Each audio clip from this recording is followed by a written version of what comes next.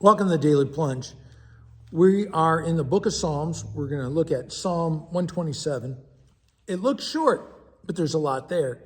And again, the purpose of the Daily Plunge is to help you to peer more deeply into the text. Try to look at these words and pull them apart sometimes, to sort of sit in those words and listen to what they're saying. So unless the Lord builds the house, the builders labor in vain. And so what do we build our families around, our households, our marriages even? Pleasure, wealth, for our own achievement or pride. Even if we build our family on our values or our strength, we're building our family in vain. Even just to build your house on being good people is not enough.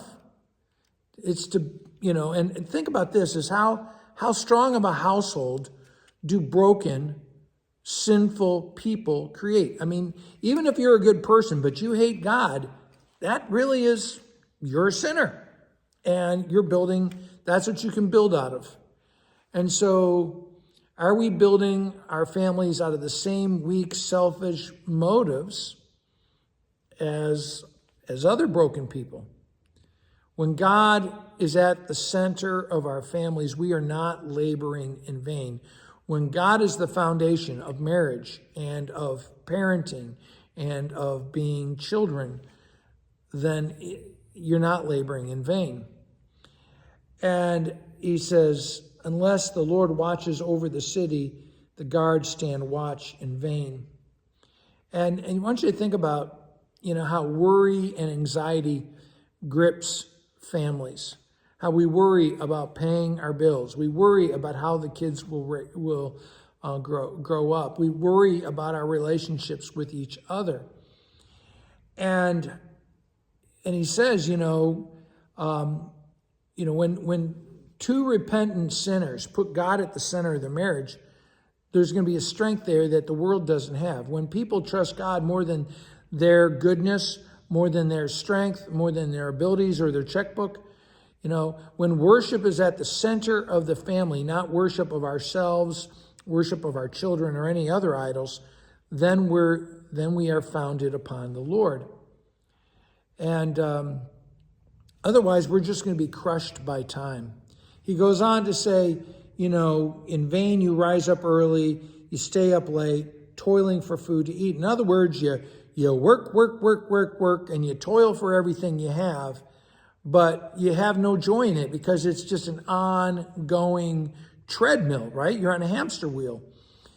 God is the one who grants rest and contentment to those he loves and those who rely upon him. As it says in Ecclesiastes 3, I think it's verse 10, contentment is a gift from God.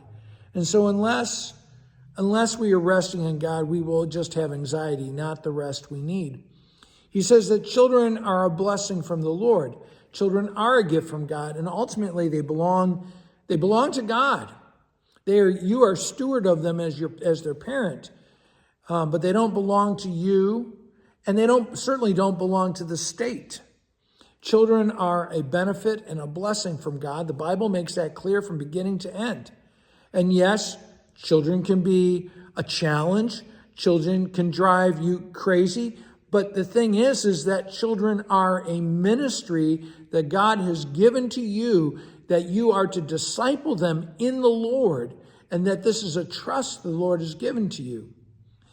And so, as he says, it's better to have children when you're young because they're tiring.